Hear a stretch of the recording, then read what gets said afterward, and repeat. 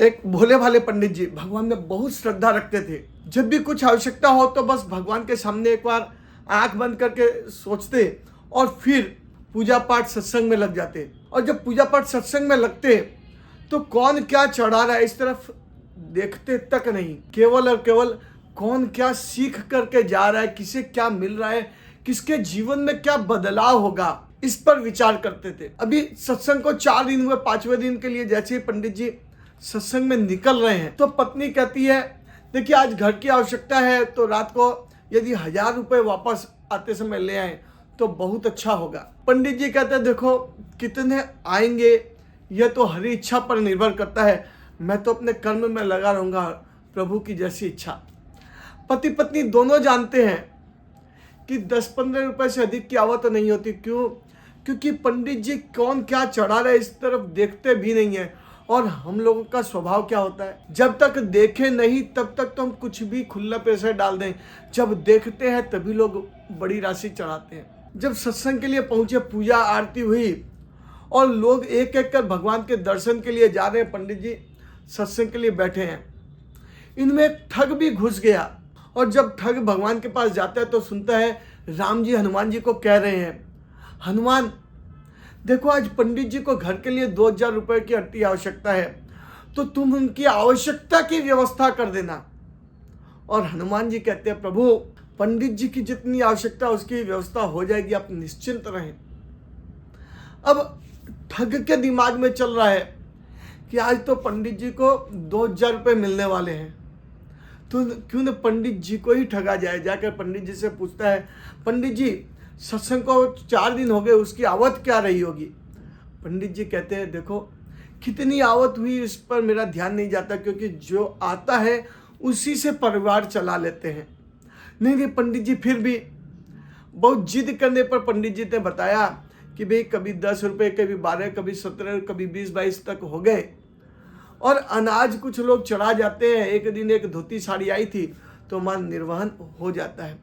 अब अभी भी ठग के दिमाग में चल रहा है कि आज तो इनको 2000 आने वाले हैं, तो ठगी का प्लान बना रहा है। अरे पंडित जी एक काम करिए, आज जो आपके पास आएगा वो आप मुझे दे देना, बदले में मैं आपको 500 रुपये देने वाला हूँ। पंडित जी हाथ जोड़ते, देखिए जैसी हरी इच्छा, वो जो देंगे उसमें हम चला लेंगे, मुझे आपसे सौदा करने की कोई आवश्यकता नहीं है।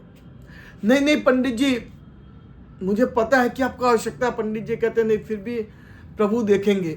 और अति निवेदन के बाद जब ठग देखता है रहा नहीं जा रहा है, पंडित जी मान नहीं रहे, तो कहता है, देखिए भगवान ने मुझे रात को सपने में कहा था कि पंडित जी को आवश्यकता है तो पंडित जी को यह दे देना और पंडित जी से उनकी हुंडी ले लेना। वैसे भी इसमें तो 10-15 रुपये आते हैं। अब जब भगवान का नाम आया, पंडित जी ने इसे स्वीकार कर लिया, जैसी हरी इच्छा। और पंडित जी ने 1 सेकंड के लिए नहीं सोचा कि बाकी के 500 कहाँ से आएंगे, वो तो निष्काम कर्म में लग गए। और ये ठग भी जानता था, इसने भी पहले कहीं सत्संग में सुना है कि जब भी कोई निष्काम कर्म में लगता है, निष्काम कर्म मतलब जो कर्म कर रहा है, जब तक कर्म आरंभ न किया, जो भी वो कर्म आरंभ कर दिया तो केवल और केवल कर्म पर ही ध्यान है, कौन क्या चढ़ा रहा है इसकी चिंता उसे नहीं रहती। तो इसकी इच्छा कौन पूरी करता है? भगवान। तो होगी।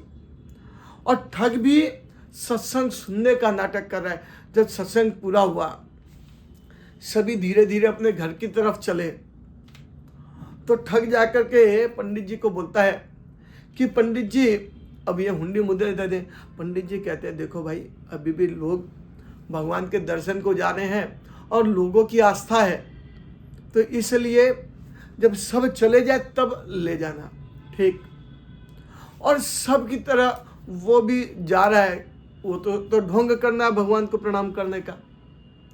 और जब उसकी बारी आती है तो फिर सुनता है, हनुमान क्या तुमने पंडित जी की व्यवस्था कर दी? बोले महाराज आधी व्यवस्था हो गई, आधी बाकी है। और ये जो सामने प्रणाम कर रहे हैं ना, आधी व्यवस्था और ये करने वाला है। बोले नहीं की तो उस हुंडी में आज रुपये आधे आने वाले हैं। अब ठग के मन में आता है कि यार हनुमान जी राम जी को कह रहे तो बात तो सही होगी। फिर ठग जाता है, तो आदि के मतलब 500 दिए थे, ये पंडित जी को 500 रुपये और चढ़ाता है और खुशी खुशी पंडित जी प्रभु का धन्यवाद देते हुए निकल जाते हैं। और यह ठग हुंडी उठाता है और बड़े खुशी से आगे बढ़ता है। जैसे ही हुंडी उल्टी करता है, वही 10 से 15 रुपये। फिर दौड़ा हुआ आया हनुमान जी के पास, हनुमान जी आपने तो राम जी को भी ठग लिया। हनुमान जी मुस्कुराते हैं, बोले बेटा मैंने तो राम जी को नहीं ठगा। बोले आपने राम जी को कहा था कि पंडित जी के लिए 2000 की व्यवस्था हो जाएगी। हनुमान जी कहते हैं मैंने कहा था प्रभु पंडित जी की जरूरत की आवश्यकता की व्यवस्था हो जाएगी। बोला मतलब ये कि पंडित जी को आवश्यकता ही 1000 की थी और उसकी व्यवस्था तो हो गई। बोले प्रभु आपने तो ठगी की। मैंने सुना था कि भगवान सबकी इच्छाओं की पूर्ति करते हैं, जो जैसा कर्म करता है वैसा देते हैं, तो पंडित जी के भी 2000 में 1000 काट लिए। हनुमान जी मुस्कुराते हैं, बोले देखो पंडित जी निष्काम कर्म में लगे थे, उन्हें आवश्यकता 1000 की थी, वो मिल गई। और एक ठग पंडित जी के साथ ठगी करने गया था, तो उसके साथ ही ठगी हो गई। बोले अर्थ प्रभु, बोले आज पंडित जी की आवश्यकता के लिए माध्यम तुम्हें बनाया गया।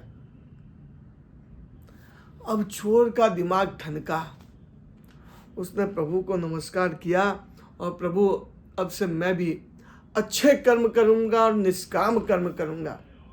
प्रभु तथास्तु कहते हैं और अंतर ध्यान हो जाते हैं। जल्दी मिलते हैं अगले वीडियो में, तब तक के लिए शैलेश बागड़ी का नमस्कार।